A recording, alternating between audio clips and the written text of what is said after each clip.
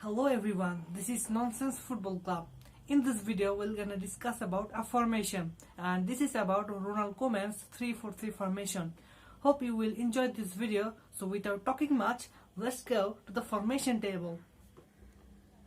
So let's start our discussion.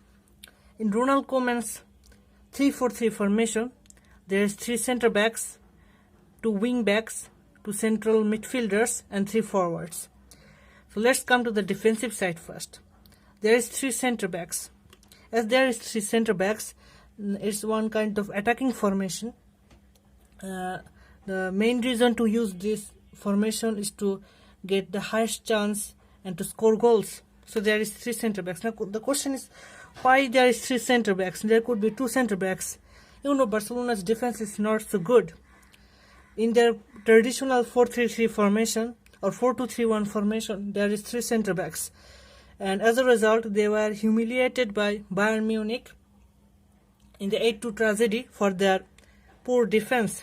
So Ronald Koeman thought that the introduction of 3 center backs in the defensive lineup will be a good idea.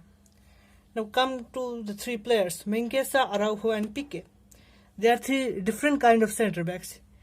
Now come to Mingueza first.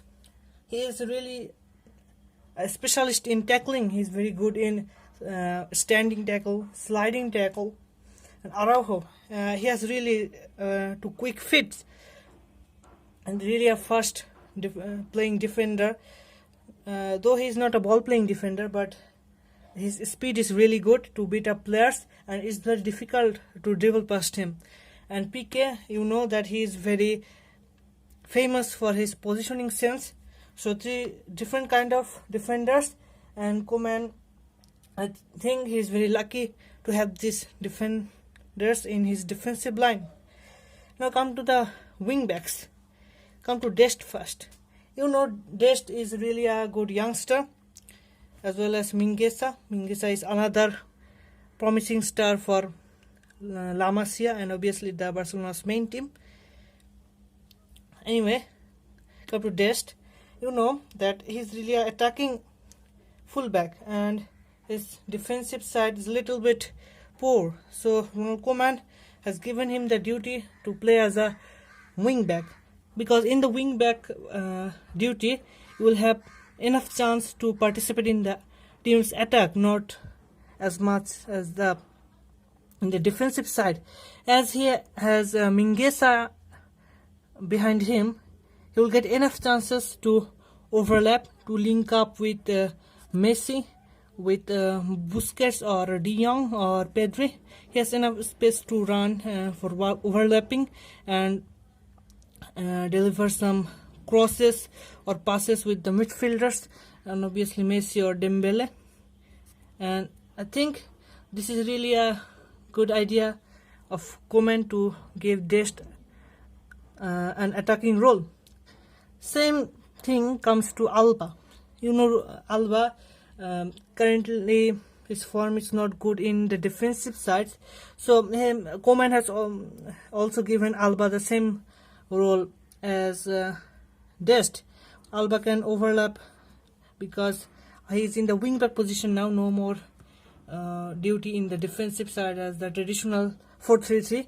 And you know, Alba and Messi has really a good connection in the field. Their duo is very good. Alba sometimes gives assist, sometimes Messi gives assist to players, and it's really a good link-up play between Alba and Messi. So the wing-back position for Alba, I think, is really good. Now come to the Busquets. You know, Busquets is getting old. His pace is not enough to catch the speedy wingers or the speedy center forwards, but his positioning sense, his passes and his brain, I think he really plays with his brain currently in this age. So Busquets, I think he is the heart of this formation, the heart of midfield, and he is very special in giving some lob passes to Messi, to Dembele or Griezmann or Pedri, and I think he's the controller of this formation. Now come to De Jong. He is the another heart of Barcelona's midfield. He has a good link up with Messi, with Pedri, with Dembele and Alba. Sometimes he takes the duty and runs to dribble past the opponent defenders. I think he is a new generational talent for Barcelona. I think Barcelona is very lucky to get a gem like him. And now come to Pedri, another promising star. You know, Barcelona, especially Koeman, has introduced a lot of young talents, and Pedri is among them. Has come from Las Palmas and already being used in Spain's national team called by Luis Enrique. And he is the third heart of Barcelona's midfield. He has really a good connection with Messi, and their combination is very good. And Pedri can hold the ball and can pass the ball to Messi, create big chances, and many more. Now come to Messi. I think it will be a foolish work if I tell what Messi does, because he does everything. He is the king in the field. He sets up the play. When Messi he need to contribute in the midfield, he just come to the midfield, deliver balls to Pedri, De Jong or Dembele or Griezmann who is on the pitch, and creates the setup link with the whole team.